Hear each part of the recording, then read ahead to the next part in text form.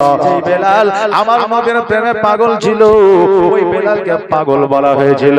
যেই হযরতে ওয়াইস করনি যে নবীর প্রেমে পাগল ছিল, জগতে তাকে পাগল বলা হয়েছিল। হযরতে ওমর ফারুক নবীর প্রেমে পাগল ছিল, তাকে পাগল বলা হয়েছিল। যারা নবীর প্রেমে পাগল হয় তাদেরকে আমার আল্লাহ তাবারক তাআলা জান্নাতি সার্টিফিকেট দিয়ে দেয়। এইজন্য অনেক মানুষ আছে যারা আমাদেরকে পাগল বলে, আমরা পাগল বলিয়া এই জায়গায় এসেছি। এই জায়গায় আসলে কতটা লাভ একটু জানিয়ে দেয়া। আমার নবী বলেছে যেই জায়গা আল্লাহ এবং রাসূলের আলোচনা হয় ওই জায়গাটা দুনিয়াবি আর জায়গা থাকে না, ওই জায়গাটা জান্নাতি বাগান আল্লাহ তৈরি করে দেয়। জোরে বলেন সুবহানাল্লাহ। আজকে যে জায়গা আমরা বসে আছি এই জায়গাটা হলো জান্নাতি বাগান। আজকে আমরা জান্নাতি বাগানে বসে আছি।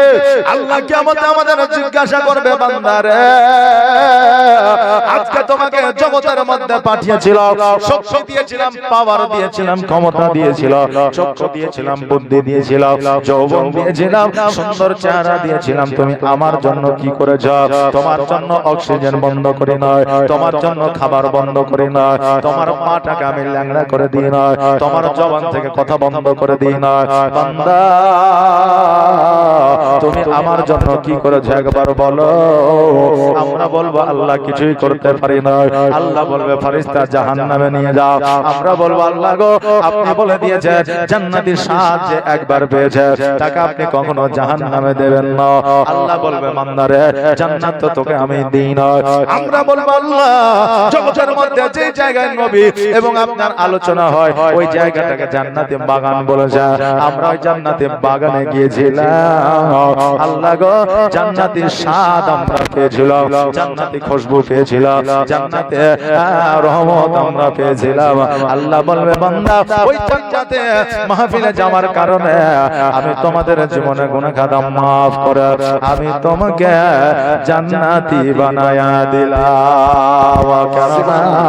যারা জান্নাতি হয়, যারা জান্নাতি খুশবু পায় তাদেরকে আমি কোনোদিন জাহান্নামে দিই না। বাবারা আজকে এটা হলো জান্নাতি বাগান। জান্নাত শব্দের অর্থ হলো, জান্নাত শব্দটা হলো আপনার আরবি শব্দ, বেহেশত শব্দটা হলো ফারসি শব্দ, স্বর্গ শব্দটা হলো বাংলা শব্দ। বাবারে জান্নাত শব্দের অর্থ হলো বাগান, তবে সব বাগানকে জান্নাতি বলা যাবে না। এখন লিচুর বাগান আছে, আমের বাগান আছে, এই বাগানকে জান্নাতি বাগান বলা যাবে না। যেই জায়গায় নবীর মাহফিল হয়, যেই জায়গায় আল্লাহর প্রশংসা হয়, গুণকীর্তন হয়, ওই জায়গাটাকে জান্নাতি বাগান বলা হয়।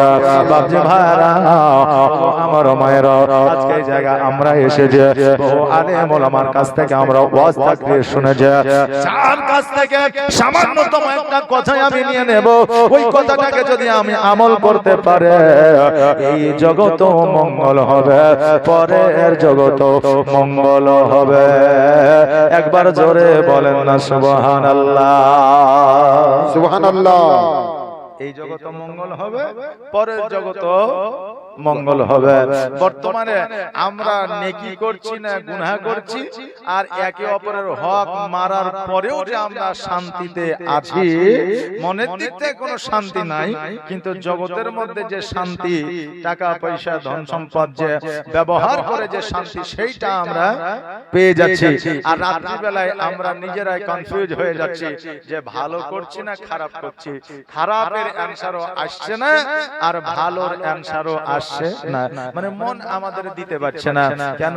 বর্তমান সিচুয়েশন ওই রকম হয়ে গেছে। জামাই গেছে শ্বশুর বাড়িতে, এখন শ্বশুর বাড়ি যাওয়ার পরে এখন শাশুড়ি বলছে বাবা বসো, বলে বসবো না, বাড়ি চলে যাবো। তো বলছে চারটি খাওয়া দাওয়া করে যাও। তো এখন জামাই বলছে যখন দিবেন তো দেন। এখন শাশুড়ি খেতে দিয়ে যায় তো ভাত, সবজি, ডাল আর গোশত, তাও আবার মুরগির। যে শাশুড়ি যার আছে সেই জানে যে শাশুড়ি জামাইকে না খেয়ে বাড়ি যেতে দিবে না। তো এখন জামাই বলছে মাগো এ ভাত দিলেন, সবজি দিলেন, ডাল দিলেন, ঠিক আছে, তো মুরগির গোশত করা কি দরকার ছিল? তো এখন শাশুড়ি বলছে বেটা আমার বাড়িতে 15 থেকে 16টা মুরগি আছে, তো একটা কাটলাম তো কি হইলো জানবো, শিয়াল কুকুরে খেয়ে একটা কাটলাম তো কি হলো জানো, শিয়াল কুকুরে খেয়ে নিয়েছে। তো এখন জামাই চিন্তা করছে যে আমাকে শিয়াল কুকুর বানাইলো না আসলে শিয়াল কুকুর দিয়ে উদাহরণ দিল, মানে ও রাগও করতে পারছে না আর ও রাগটা প্রকাশও করতে পারছে না। আমরা ওই রকম সিচুয়েশনে পড়ে আছি, না আমরা মসজিদে নেকির জন্য যেতে পারছি, না পরের হক মারা বন্ধ করতে পারছি। আমরা এই রকম জায়গাতে আছি, আমাদের মনটা এমন একটা জায়গায় পৌঁছে গেছে, না পারছে ভালোর বিচার করতে আর না পারছে খারাপিটা ছেড়ে দিতে। আমরা বাবা এই সমস্ত জায়গায় পড়ে আছে। তবে আপনার জীবন যদি পরিবর্তন করতে চান, আপনি রাত্রি বেলায় বসে বসে শুয়ে শুয়ে আপনি যতই বলেন না কেন আগামী কাল থেকে আমার জীবন পরিবর্তন করব, আপনার জীবন পরিবর্তন হবে না, জীবনে পরিবর্তন হওয়া সম্ভব হবে না। তবে বাবা আমার নবীর মাহফিলে গাইলে জাহান্নামের আলোচনা শুনতে পাবে, জান্নাতের আলোচনা শুনতে পাবে, বেহেশতের আলোচনা শুনতে পাবে, নবীর কাহিনী শুনতে পাবে, আমার নবীর সাহাবীদের কাহিনী শুনতে পাবে। আপনার জীবন পরিবর্তন হবে, নচেত পরিবর্তন হওয়া সম্ভব নয়। কবরের ভয় আপনার মধ্যে থাকতে হবে, জাহান্নামের ভয় আপনার মধ্যে থাকতে হবে, মরণের ভয় আপনার মধ্যে থাকতে হবে।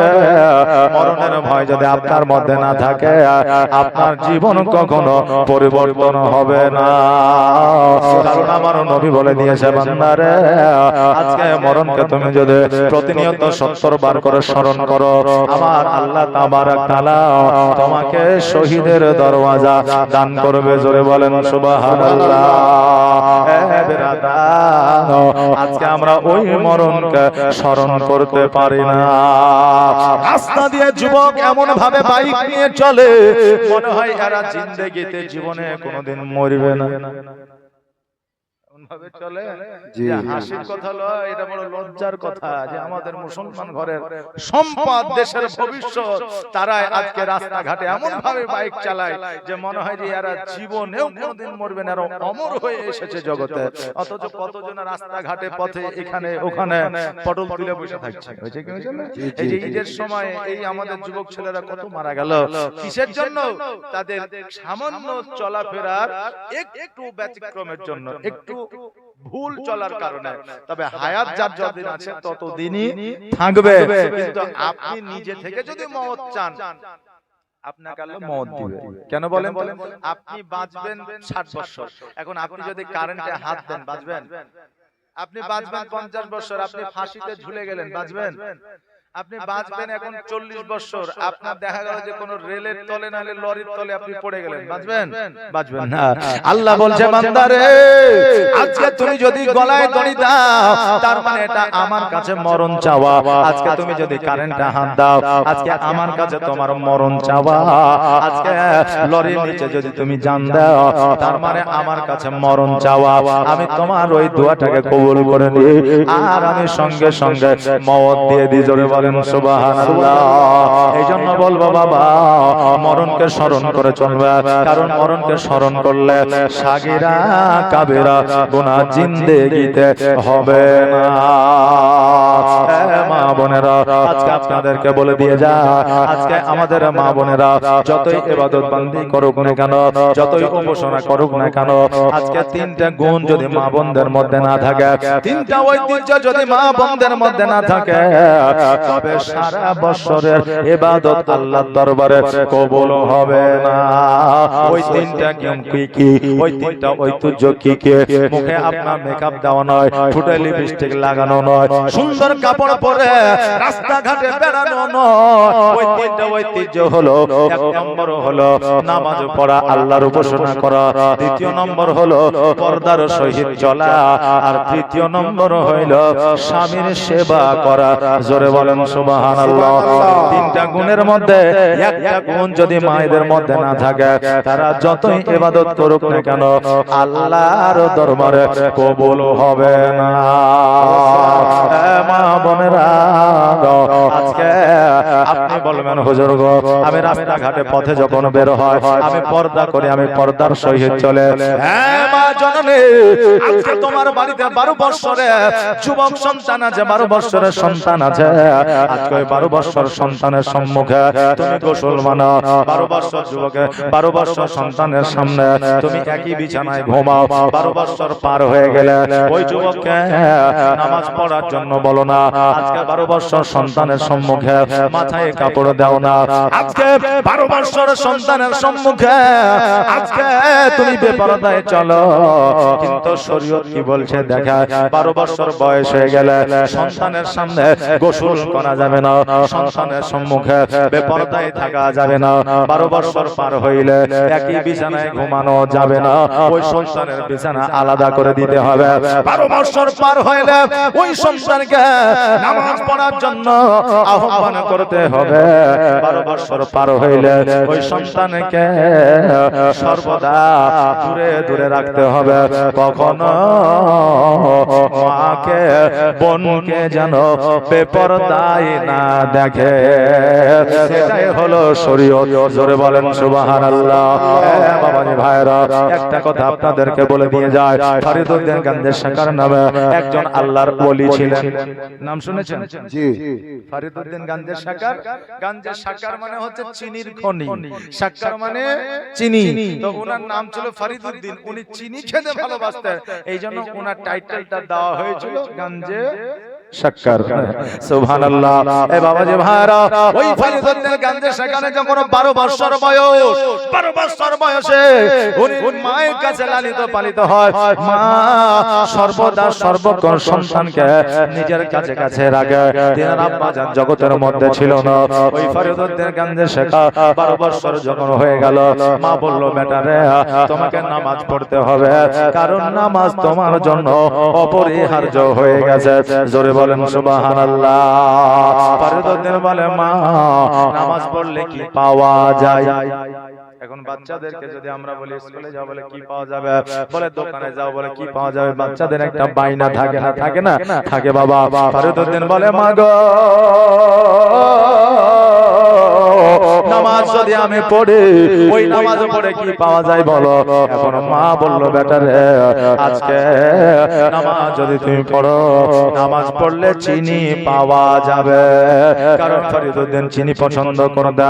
আজকে আপনি আমি বলবো, হুজুর গো, একজন আল্লাহওয়ালার মা হইয়া, একজন মুমিনা তো হইয়া, একজন মুমিনা হইয়া কেমন করে মিথ্যা কথা বলতে পারলো? হ্যাঁ বাবা, জগতের মধ্যে মিথ্যা বলিয়া এমন একজন জগতের মধ্যে মানুষ আছে, সেই মানুষটা মিথ্যা বলার পর জান্নাতি হবে। ওই মানুষটার নাম হলো মা জননী। জোরে বলা যাবে না সুবহানাল্লাহ। আপনি বলবেন, হুজুর গো, মা মিথ্যা বলার পর জান্নাতে যাবে, এটা কেমন করে হয়? বাবারে, আপনি বাচ্চা অবস্থায় আপনার মায়ের কোলে যখন খাবার খাইতে শিখেছিলেন, ওই মায়ের অভাবের কারণে নিজে না খাইয়া সন্তানকে খাইয়েছিল। এখন সন্তান বলেছিল, মা তুমি খাও। এখন মা বলেছিল, বেটা রে, তোমার খাইলে আমার খাওয়া হবে। বলেছে না? বলে নাই? কিন্তু আমি খাইলে কি মায়ের খাওয়া হয়, মা খাইলে কি আমার খাওয়া হয়? মনে হয় তো শান্তি পায়, কিন্তু খাওয়া হয় না। আমার আল্লাহ বলে, বান্দিরে, আজ এই কথাটার কারণে, এই মহব্বতের কারণে আমি আল্লাহ তোর জীবনের গুনাহ খাতা maaf করে আমি আল্লাহ তোকে জান্নাতবাসী বানায় দেব। জোরে বলেন সুবহানাল্লাহ। ওই মা বলে, বেটা রে, আজকে নামাজ পড়লে চিনি পাওয়া যায়। এখন জোহরের নামাজ পড়েছে, এবার বলছে, মা চিনি কোথায়? বলে, যাই নামাজটা উঠায় দেখো। এবার যাই নামাজটা যখন উঠাইলো, দেখছে পুরিয়া করে বাবা চিনি রাখা আছে। ওই চিনিটা খায় আর চিনি পায় বলে বাচ্চা নামাজের ওয়াক্ত হলে, নামাজের সময় হইলে নামাজে এসে মায়ের পাশে দাঁড়ায়া যায়। নামাজ শেষে যাই নামাজের তলে চিনি পেয়ে যায়। ওই বাচ্চা নামাজ পড়ে এ বাবা এখনো পর্যন্ত যখন আমাদের সাতাশা রাত্রি হয়, যখন আমাদের শবে মেরাজের রাত্রি হয়, যখন আমাদের শবে বরাতের রাত্রি হয়, মসজিদে বাবা মিলাদুন নবী হয় না, হয় না? জি জি জি, মিলাদুন নবী হয়। এখন কমিটির লোকেরা জিলাপি নিয়ে আসে, আপনার বাতাসা নিয়ে আসে, তারপরে মিষ্টি নিয়ে আসে, যার যেমন ক্ষমতা হয় সে তেমন বাবা সিন্নি নিয়ে আসে। দেখবেন ওই জায়গায় বাচ্চা বাচ্চা ছেলেরা গিয়ে হাজির হয়। ওইভাবে বাচ্চাদেরকে নামাজের দিকে আগ্রহী করতে হবে, মসজিদের দিকে যাবার জন্য প্রস্তুত করতে হবে।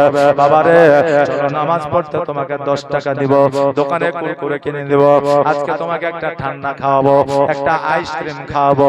এইভাবে বাচ্চাদেরকে মসজিদের দিকে নিয়ে যেতে হবে। আজকে বাচ্চাদেরকে মসজিদে যদি না নিয়ে যেতে পারে, আগামী দিনে ওই বাচ্চারা মসজিদে আর যাবে না। এই জন্য বাচ্চা থেকে অভ্যাস তাদের করাইতে হবে। হ্যাঁ বাবা, ফরিদদের গাঞ্জা শেখার প্রতিনিয়ত প্রতি ওয়াক্তে আপনার চিনি পাই বলে নামাজ যেন কাজা করে না। একদিন হঠাৎ করে মাকে বলতেছে, মা গো আজকে আমার বন্ধুদের সঙ্গে বন জঙ্গলে ছাগল বকরি চড়াইতে যেতে চাই। মা বলল, বেটা আজকে বন জঙ্গলে ছাগল বকরি চড়াতে যাবে ঠিক, কিন্তু বাবা শোনো, জোহরের নামাজের আগে বাড়ি ফিরে আসবে, কারণ নামাজের টাইম হয়ে গেলে আর তুমি বাইরে থাকিও না। কেননা মা জানে গো, যার সন্তান যদি বাইরে যদি নামাজ পড়ে চিনি পাবে না, আর চিনি যদি না পায় আমি মিথ্যাবাদী হয়ে যাব। সন্তান বলবে মা আমাকে মিথ্যা বলেছে, সারা জীবন সন্তানের চোখে খারাপ হয়ে যাব। এই জন্য সন্তানকে বললো, বেটারে জোহরের নামাজের আগে বাড়ি চলে আসবে। বললো মা ঠিক আছে। এবার বন্ধুদের সঙ্গে গেল কোথায়? বন জঙ্গলে ছাগল বকরি চড়াইতে। বাবারে এবার ছাগল বকরি চড়াইতে যাইয়া নামাজ পড়াইতে আপনার খেলাধুলা করতে আরম্ভ করেছে। এইদিকে ছাগল বকরি চড়তে আছে। এবার খেলাধুলা শুরু করে দিলে বাবা সময়ের আর জ্ঞান থাকে না। বাচ্চারা সকালবেলায় বাড়ি থেকে বার হয়ে গেলে এখন রাস্তাঘাটে পথে যদি খেলাধুলা করে তো মাকে নইলে বাপকে গিয়ে আনতে হয়, কারণ খেলাতে এত মত্ত হয়ে যায় যে তার খাওয়ার কথা মনে থাকে না, বাড়ি যাওয়ার কথা মনে থাকে না। বাচ্চারা খেলাধুলা করতে আছে, এইদিকে মসজিদে আজান হয়, আল্লাহু আকবার আল্লাহু আকবার আল্লাহু আকবার আল্লাহু আকবার। মসজিদে বাবা আজান হয়। এবার ফরিদুদ্দিন গাঞ্জে শেখার বলতেছে, বন্ধুরা রে ওই দেখ মসজিদে আজান হইতাছে, চলো চলো আমরা সবাই মিলে নামাজ আদায় করব। বন্ধুরা বলতেছে নামাজ পড়বো, নামাজ আমরা তো জীবনে পড়ি না, আর নামাজ কি জিনিস জানি না। এবার ফরিদুদ্দিন বলল, ভাই চলো যদি আমরা নামাজ পড়তে পারি, নামাজ পড়লে আমরা চিনি পাবো। অনেকক্ষণ আমরা খেলাধুলা করেছে, আমাদেরকে খিদা লেগেছে, চিনি যদি পাই চিনি খাবো, আমাদের খিদা নিবারণ হয়ে যাবে। বন্ধুরে দেরি নয় জলদি করে চলো। এবার সবাই মিলে গিয়েছে, নামাজে যেন দাঁড়িয়ে গেছে। এইদিকে মা চিন্তা করে, আল্লাহ আমার সন্তান তো বাড়ি আসলো না, না জানি রাস্তার মাঝে মরুভূমিতে যদি নামাজ আদায় করে তবে চিনি পাবে না, আর চিনি যদি না পাই আমি সন্তানের সামনে দাঁড়াইতে পারবো না। ও আল্লাহ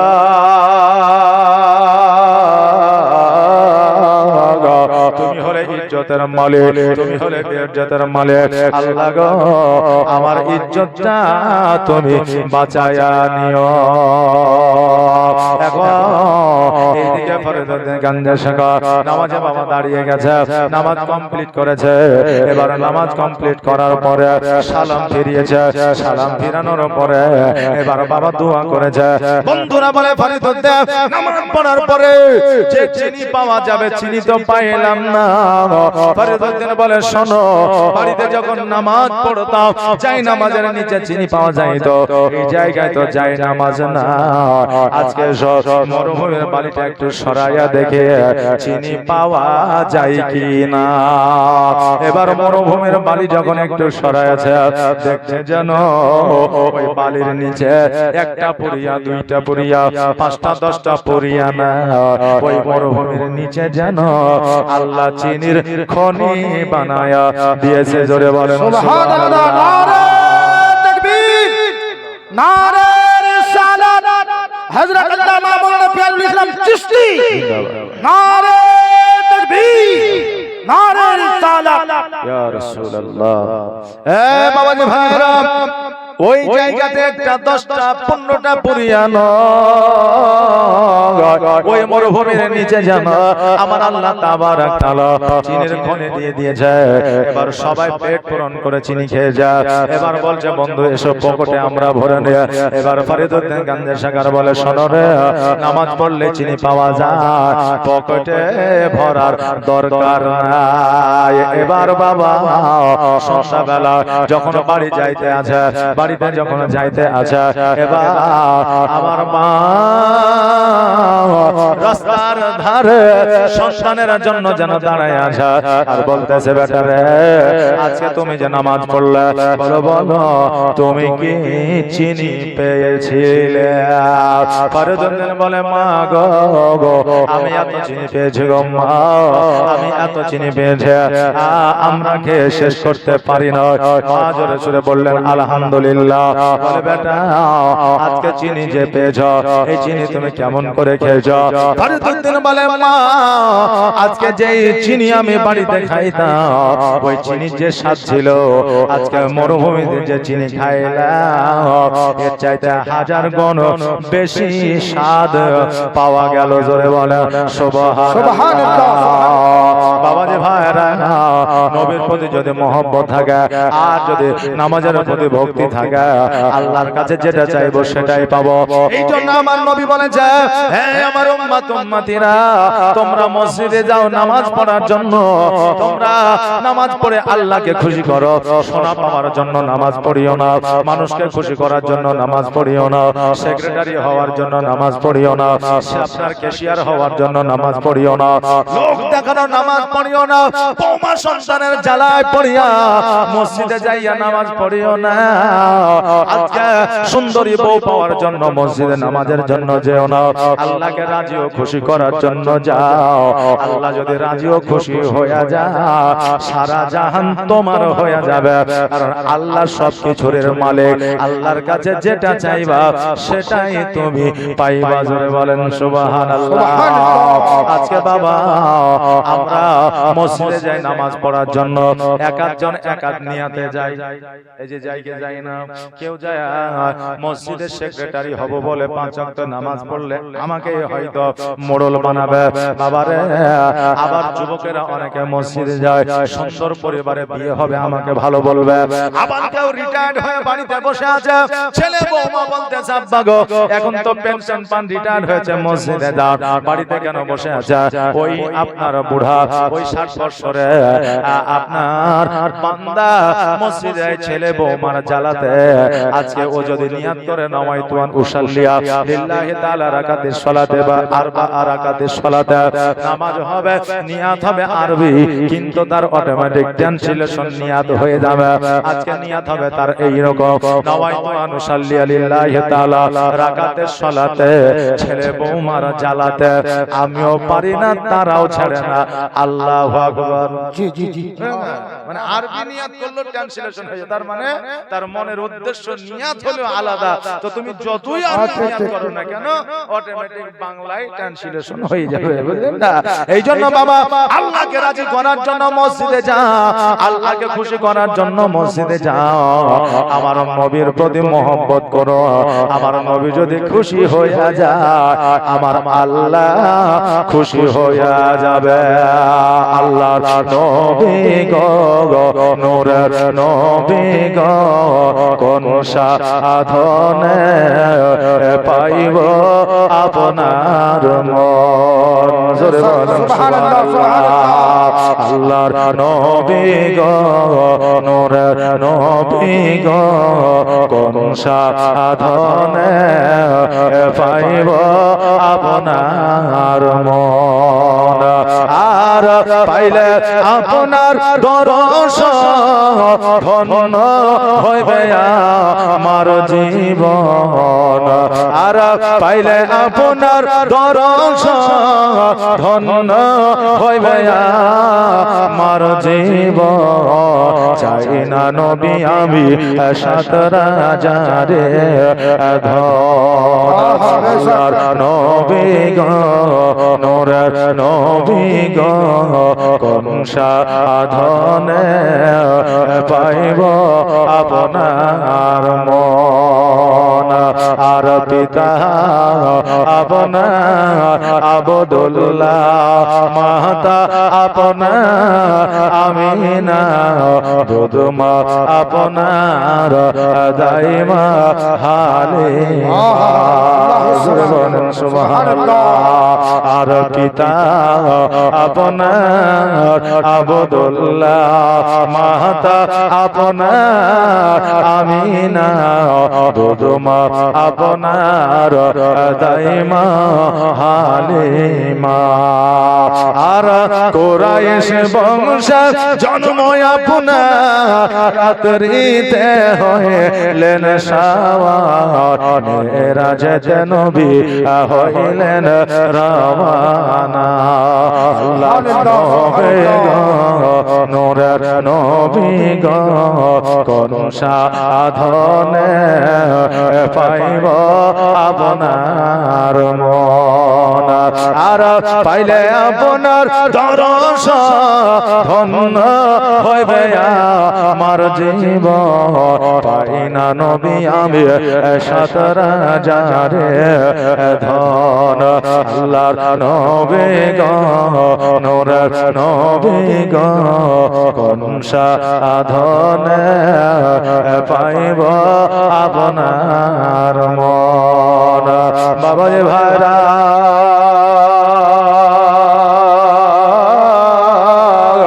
আজকে ফরিদুদ্দিন গঞ্জের সাগরের মা আল্লাহর দরবারে শুকরিয়া আদায় করলাম বলে আল্লাহ গো আজকে আমার ইজ্জত মান ও সম্মানকে বাঁচিয়ে নিয়ে যাও আল্লাহ আজকে আমার সন্তান যখন নামাজ কাজা করে না ও আল্লাহ আজকে আমার সন্তানকে তুমি কবুল করে নাও আরে আজকে ওই ফরিদুদ্দিন গঞ্জের সাগর এত আল্লাহর ইবাদত উপাসনা বান্দাই করেছিল ওই সন্তান আল্লাহর ইবাদত বান্দাই করিয়া আল্লাহর ওলি হইয়া ছিল জোরে বলেন সুবহানাল্লাহ বাপজি ভাইরা আজকে জগতের মধ্যে যারাই প্রফেসর হয়েছে যারাই ডাক্তার হয়েছে যারাই মাস্টার হয়েছে যারাই উকিল হাকিম হয়েছে যারাই পয়গম্বর হয়েছে যারাই জগতের মধ্যে আজকে ওলি আউলিয়া হয়েছে যারা মুমিনত্ব অর্জন করেছে যারা আলেম ওলামা হয়েছে তারা মায়ের দুয়ায় হয়েছে মায়ের দোয়া ছাড়া পপুলারিটি অর্জন করা কারো দ্বারা সম্ভব নয় জগতের মধ্যে আমরা এটাই জানি জগতের মধ্যে আমাদেরকে আল্লাহ তাবারাক তাআলা পাঠিয়েছে একটা মাত্র উদ্দেশ্যে সেটা হলো আল্লাহর উপাসনা বান্দেগি করা এটাই তো জানি নাকি জি আমরা এটাই জানি যে আল্লাহ আমাদের জগতে পাঠিয়েছে শুধুমাত্র আল্লাহর ইবাদত বান্দেগি করার উদ্দেশ্যে নাকি বলে আজকে বহু ওয়াজ শুনেছে আজকে আমার কাছ থেকে একটু শুনে যাও আল্লাহ যদি আমাদেরকে শুধুমাত্র উপাসনার জন্য জগতে পাঠাইতে তবে আল্লাহ শুধু ইবাদত করতে বলতেন বাকি যা খুশি তাই করো বলতেন কি বলতেন নাকি আল্লাহর ইবাদত করলাম বাড়িতে এসে সুদ খাইলাম নামাজ কবুল হইতো আজকে নামাজ পড়লাম বাড়িতে এসে ভাইয়ের হক মেরে খাইলাম আজকে নামাজ পড়লেই তো কাজ ছুটি হইতো নাকি শুধুমাত্র আল্লাহর উপাসনার কারণে যদি জগতে পাঠাইতো বাবারে আল্লাহর ইবাদত বান্দে করার জন্য আপনার লোকের অভাব ছিল না জিনেদের অভাব ছিল না ফেরেশতাদের অভাব ছিল না গাছপালার অভাব ছিল না নদী নালার অভাব ছিল না এদেরকে যদি আমার আল্লাহ বলতো তোমরা আমার উপাসনা করতো এরা আল্লাহর উপাসনা পড়াশোনা করতো, আজকে বাবা জগতের মধ্যে আমাদেরকে পাঠিয়েছে, মানুষ হইয়া মানুষকে মহব্বত করতে বলেছে, পাড়া প্রতিবেশীর সঙ্গে সৎ ব্যবহার দেখাইতে বলেছে, আজকে ভাইদের সঙ্গে মহব্বত নিয়ে চলাফেরা করতে বলেছে, পিতা মাতার খিদমত করতে বলেছে। আজকে আমার আল্লাহ তাবারক তাআলা বলেছে, একে অপরের হক বুঝাইয়া দাও, তারপরে মসজিদে আসো নামাজ পড়ার জন্য, আমি তোমার নামাজ আমি আল্লাহ কবুল করব। বাবারে সবচাইতে বড় ইবাদত হলো মানুষ হইয়া মানুষকে মহব্বত করা। জোরে বলেন সুবহানাল্লাহ।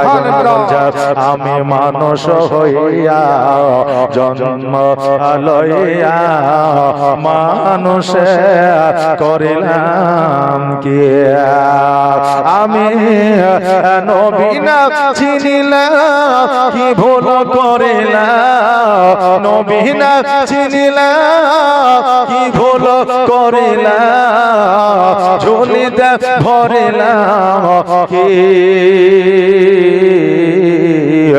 আমি মানুষ হইয়া জন্ম লইয়া মানুষে করিলাম কে। একজন ইহুদির বিবি আপনার ইহুদের সঙ্গে ঘর সংসার করতে আসা, ওই ইহুদে বলতেছে, বিবি রে আজকে আমি জগতের মধ্যে বেঁচে আছি, তোমার যতই অভাব অনটন হোক না কেন, জীবনে কখনো সবার কাছে যাইবা, কিন্তু একজন মক্কা নগরে একটা যুবক আছে যার নাম হলো মোহাম্মদ, আসমানি নাম হলো আহমদ, আব্দুল্লাহর বেটা, মা আমিনার লাল। ওই যুবকের কাছে কখনো তুমি যাইবা না, খেতে পাও আর না পাও। এখন বিবি বলছে কেন? বলে বিবি শোনো রে, আজকে ওই যুবকের কাছে যে যায় তাকে নাকি মুসলমান বানায় আহারে।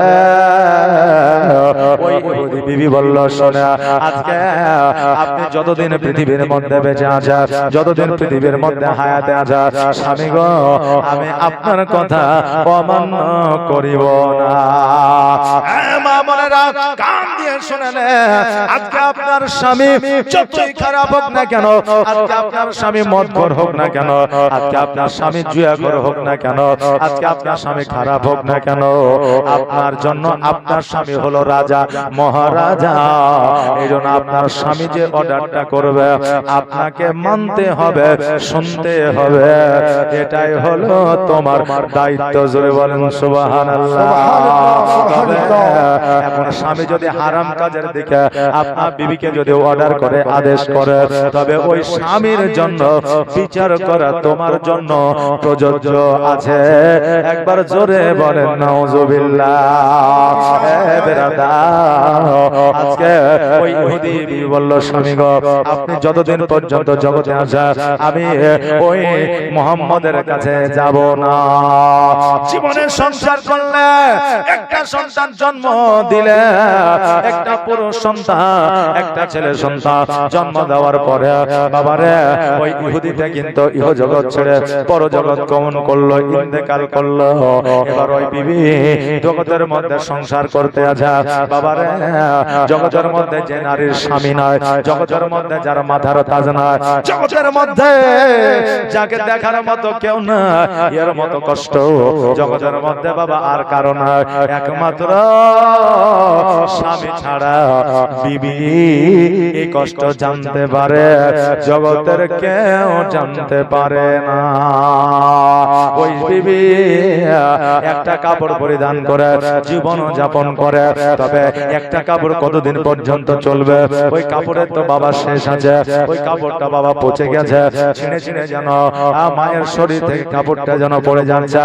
সন্তানের 12 বছর বয়স হয়েছে, ওই সন্তানকে মা বলতেছে, বেটা আজকে আমার যথেষ্ট বয়স হয়ে গেছে, আজকে শোনো রে, আজকে তোমার সম্মুখে যাইতে লজ্জা আমাকে লাগে, আজকে ঘর থেকে বাড়ি থেকে বার হতে পারি না। বেটা রে, আজকে তোমার চাচা জগতের মধ্যে বেঁচে আছে, আজকে তোমার ফুফু জগতের মধ্যে বেঁচে আছে, আজকে তোমার চাচা ও ফুফুর কাছ থেকে যদি একটা কাপড় আমার জন্য এনে দিতে পারো, তবে আমি বড় খুশি হয়ে যাব। ওই বাচ্চা ছেলে 12 বছরের সন্তান চাচার বাড়িতে গেল। চাচার বাড়িতে যাওয়ার পরে চাচাকে ডাক দিল, চাচা গো, আজকে আমার মা কাপড়বিহীন ঘরের মধ্যে আছে। ওগো চাচা, একটা কাপড় যদি আমাকে দিতা আমি বড় উপকৃত হইতাম, আমার মা বড় উপকৃত হইত। এখন চাচা বলল, দূর হয়ে যা, আজকে আমার বাড়ির অভাব দূর হয় না, আমি তোর মাকে কেমন করে কাপড় দেব। এবার ওই বাচ্চাটা ফুপুর কাছে গেল। এখন ফুপুর কাছে যাওয়ার পরে ওই ফুপু বলতেছে, আমারও সংসার চলে না, আমি তোর মাকে কেমন করে কাপড় দেব। হ্যাঁ বাবা, আজকে জগতের মধ্যে আপনি আছেন তাই আপনার বিবির মান আছে, আপনি আছেন তাই আপনার বিবিকে আপনার ভাই দেখতে পারে, আপনার বোন দেখতে পারে। আপনি যেই দিন থাকবেন না, আপনার বিবিকে আপনার বোন ভাই দেখতে পারবে না তো পারবে না। এখন তাকে তাড়ানোর চেষ্টা করবে, কবে যাবে আর আপনার ভাগের জমিগুলা তাদের নিজের নামে করবে। এই রকম চিন্তা ভাবনা নিয়ে অনেকে বাবা চলাফেরা করে জগতের মধ্যে। আজকে ওই বাচ্চাটা ফুপুর কাছে চাচার কাছে যখন পোশাক পাইল না, আজকে একটা গাছের নিচে বসে অঝর নয়নে কান্না করে। পথে দাঁড়িয়ে একজন পথিক যেন চলে যায়, বাচ্চাটার কান্না দেখিয়া ওই বাচ্চার মাথায় হাত বুলে বলে, বাবারে, আজকে তুমি একটা বাচ্চা ছেলে, ছোট্ট ছেলে, এত সুন্দর চেহারা লইয়া আজকে এই জায়গায় তুমি কান্না করছো, কারণটা কি? বলে, শোনো গো, আজকে আমার মা বিনা কাপড়ে ঘরের মধ্যে আছে, আমার মায়ের জন্য একটা কাপড়ের ব্যবস্থা করার জন্য আমি বার হয়েছিলাম, একটা কাপড়ের ব্যবস্থা করতে পারলাম না। ওগো পথিক, এই জন্য আমি কান্না করতে আছে, আমার মাকে গিয়া আমি কি জবাব দেব? ওই পথিক বলল, বাবা শোনো, আজকে জগতের যার কাছে যাও না কেন, কেউ তোমাকে পোশাক দেবে না। তবে মক্কা নগরে এমন একটা যুবক আছে যার নাম হলো মুহাম্মদ, মা আমিনার বেটা, তার কাছে গেলে তোমাকে পোশাক দেবে, কাপড় দেবে, কখনো ফিরাইয়া দেবে না। ওই বাচ্চা বলছে, আমি কভু যাব না। বলছে কেন? বলছে আমার মা বারণ করে দিয়েছে। কেন বারণ করেছে? বলে আমার মা বলেছে, বেটা সবার কাছে যাইবা কিন্তু মুহাম্মাদের কাছে যাইবা না, কারণ তার কাছে যে যায় ফিরে আসে না, ইসলাম কবুল করে না, কালেমা পড়ে না, মুসলমান হয়ে যায়, ফিরে কখনো আসে না। ও বড় জাদুকর, জোরে বলেন নাউজুবিল্লাহ। তার জাদুর নেশায় যে পড়ে যায়, তার জীবন পরিবর্তন হয়ে যায়, অতএব তার কাছে যাইবা না। এবার পথিক বলল, বাবা শোনো, যেহেতু তোমার পোশাকের একটা দরকার আছে, পোশাক তোমাকে কেউ দেবে না, অতএব শোনো রে, আজকে তুমি মুহাম্মদ সাল্লাল্লাহু তাআলা আলাইহি ওয়াসাল্লামের কাছে যাওয়া, আর যাওয়ার পরে বলবা, আজকে আপনার কাছে এসেছি একটা আবদার নিয়ে, আপনার কাছে এসেছি একটা চাওয়া পাওয়া নিয়ে, আজকে আপনি যদি আমাকে দেন আমি নেব, কিন্তু একটা শর্ত থাকবে। শর্তটা হলো আমি আপনার কালেমা পড়বো না, আপনার কাছে যাব না, আপনার পাশে বসবো না, আমি আপনার কোনো কথা শুনবো না, শুধুমাত্র আমি যেটা চাইবো সেটা পেলেই হবে, এই শর্ত রাখিয়া তুমি কথা বলবা। ওই বাচ্চা বলো, ঠিক আছে, ভালো কথা বলেছে।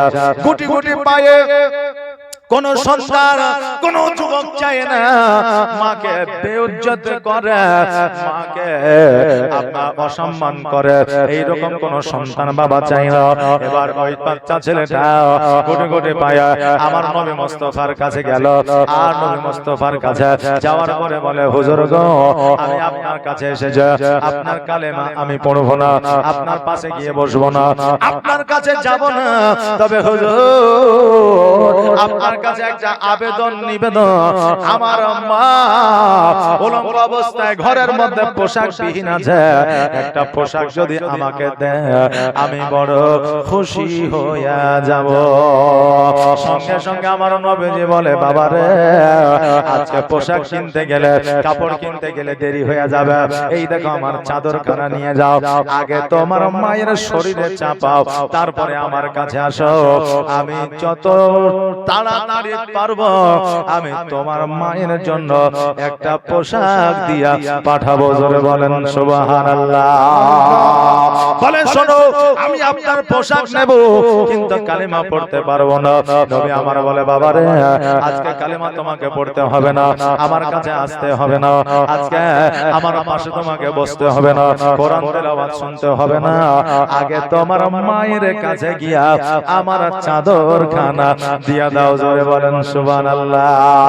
আমরা হলে বলতাম, তুমি তো বেধর্মী, তোমাকে কেন দেব, আজকে আমার ধর্মে আসো তারপরে দেব।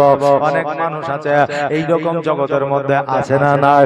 বাবারে, আজকে জগতের মধ্যে আমরা মানুষ নিজে এত স্বার্থপর হয়েছে, স্বার্থপরতা নিয়ে চলাফেরা আমরা এত এমন ভাবে করছি যে আপন ছাড়া আর কিছুই মোরা বুঝি না।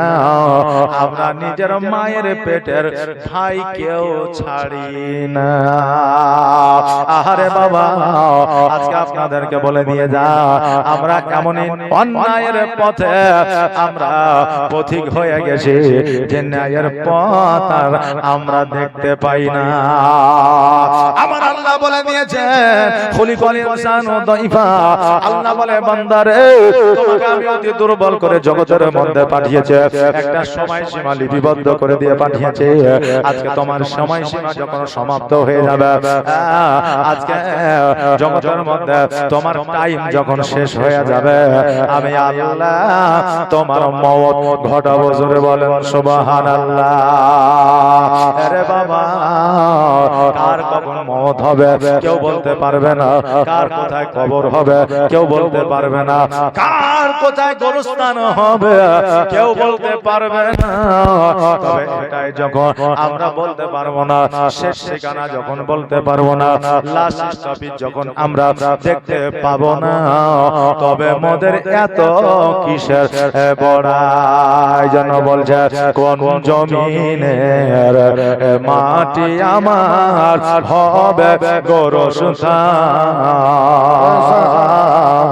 কোন জমিনের মাটি আমার হবে গোরস্থান। তাদের চোখের জলে আমি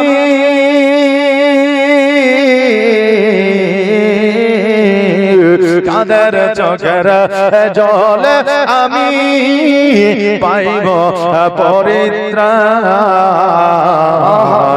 কোন জমিনের মাটি আমার হবে গোরস্থান। কার কাঁধে চড়ে আমি কবর দেশে যাব, জানি না কার মোহনা যাতে খোদার রহম পাব, কার কারণে করবে ক্ষমা, কার কারণে করবে ক্ষমা আল্লাহ মেহেরবান, কোন জমিনের মাটি আমার হবে গোরস্থান। বাবাজি ভাইরা, তাই কখনো চেহারা নিয়ে সম্পদ নিয়ে বড়াই করিয়েন না। আজকে ওই বাচ্চা ছেলেটা 12 বছরের সন্তান আমার নবীজি চাদর মোবারক খানা লইয়া বাড়ির মধ্যে গেলে, আর বাড়ির মধ্যে যাওয়ার পরে মায়ের গায়ে যেন চাদরখানা দিয়ে দিল। আর যেমন মায়ের গায়ে চাদরটা দেওয়া, এখন মা বলতেছে, বেটা রে, আজকে আমার গায়ে যে চাদরখানা দিয়েছ, এই চাদরখানা তোমার ফুপুর দেওয়া নয়, এই চাদরখানা তোমার চাচার দেওয়া নয়, এই চাদরখানা পাড়া প্রতিবেশীর দেওয়া নয়। বলো বলো এই চাদরখানা তুমি কোথা থেকে নিয়ে এসেছো? 12 বছরের যুবক, 12 বছরের সন্তান বলে মা আজকে আমি এমন জায়গা থেকে চাদরখানা নিয়ে এসেছি, আজকে তোমাকে যদি বলে হয়তো তুমি আমাকে বকা দেবে গো মা। এবার বললো বেটা রে এই চাদরখানা চার তার চাদর হইতে পারে না। বলে কেন গো মা? বলে চাদরখানা থেকে যে খুশবু বের হয়, যে সেন্ট বের হয়, আজকে এই সেন্টে খুশবু আমি জীবনে কখনো পাই নাই। জোরে বলেন সুবহানাল্লাহ। আরে বেটা বলো বলো এই চাদরখানা তুমি কোথা থেকে নিয়ে এসেছো? এবার বললো মা আজকে যার কাছে তুমি যাইতে বারণ করেছো, আজকে যার কাছে গেলে কালেমা নাকি পড়ে নয়, আজকে যার কাছে গেলে না সে নাকি জাদু করে না, আজকে মুহাম্মদুর রাসূলুল্লাহ সাল্লাল্লাহু তাআলা আলাইহি ওয়াসাল্লামের কাছে যাইয়া আমি চাদরখানা নিয়ে এসেছি।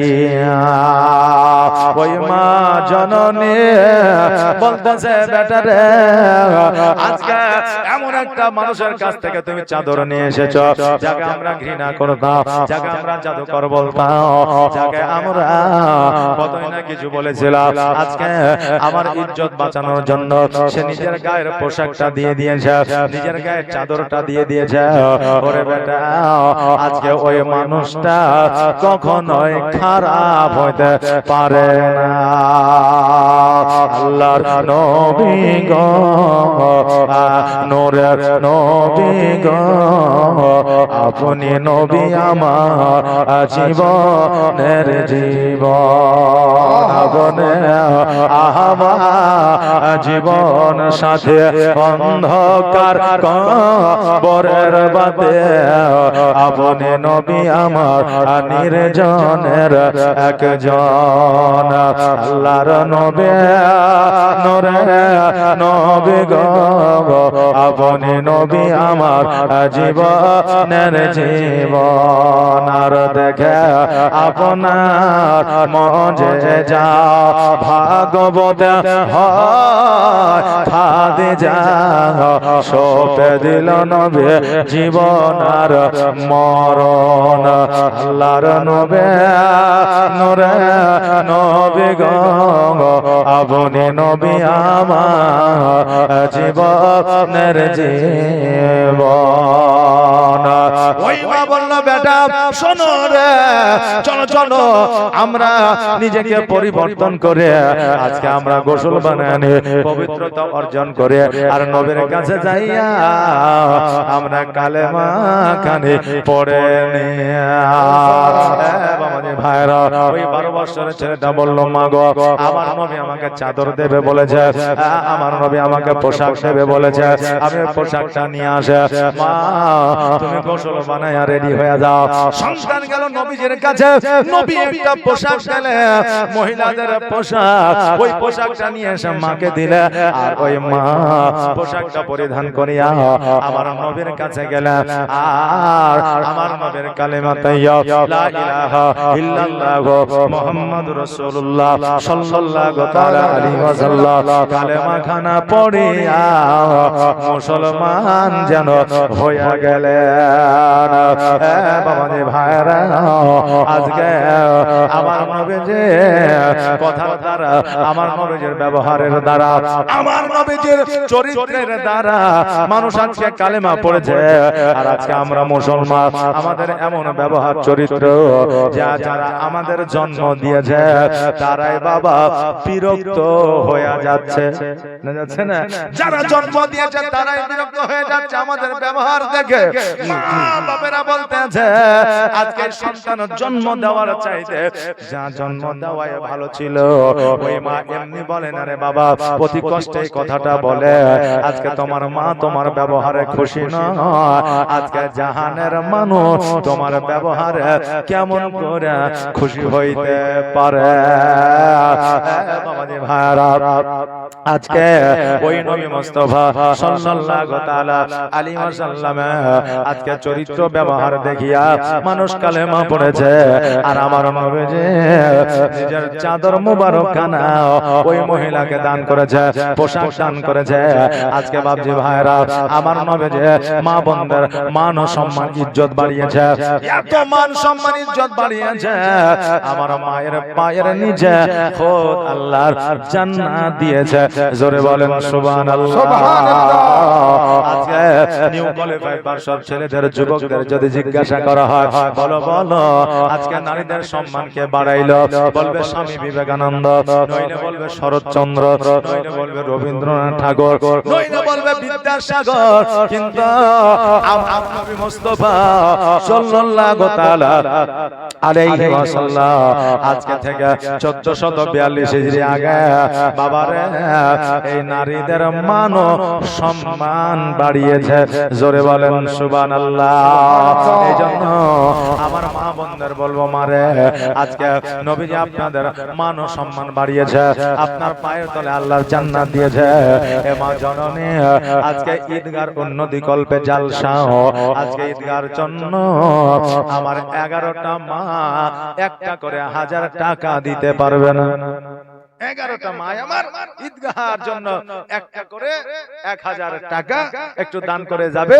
আর আমি মা বোনদের জন্য একটু দোয়া করে দিয়ে যাব। নবীর মহব্বতের, নবীর ইশকে 1000 করে টাকা দিয়ে যাবে 11টা মা আমার। সুবহানাল্লাহ, জাযাকাল্লাহ, মাশাআল্লাহ, বারাকাল্লাহ। আজকে বাবা, আপনার বাবা, আমার বাবা ঈদগার ময়দানে আমাদেরকে নিয়ে গেছে। আর বাবা রোদ্রের তাপে ঈদগার ময়দানে নামাজের জন্য বসেছে, আর সন্তানকে ছাতার ছায়া তলে রেখেছে। নাকি বলেন? বাবাকে কি রৌদ্র লাগে না? বাবাকে রৌদ্র লাগে, কিন্তু বাবাকে রৌদ্র লেগে যতটা কষ্ট পায়, সন্তানকে রৌদ্র লাগলে তার চাইতে দ্বিগুণ কষ্ট পায়। জোরে বলেন সুবহানাল্লাহ। এইজন্য সন্তানকে রাখে ছায়া তলে, আর বাবা থাকে রৌদ্রের তাপে। আজকে ওই বাবা ঈদগার ময়দানে আপনাকে আর নিয়ে যাবে না, ঈদগার ময়দানে আপনার আঙুলটা ধরে আর নিয়ে যাবে না। বাবা হয়তো কবরে শুয়ে আছে, অন্ধকার কবরে শায়িত হয়ে গেছে। বাবাকে আপনার মনে পড়ে, কিন্তু বাবা আপনাকে সোনা মানিক বলে আর ডাকে না। এই জন্য কবির ভাষায় বলতে আছে, বাড়ির পাশে বাবার কবর তবু দেখা হয় না, বাবা আমার ভুলে গেলে ভোলা তো যায় না। বাবাকে ভোলা যায়?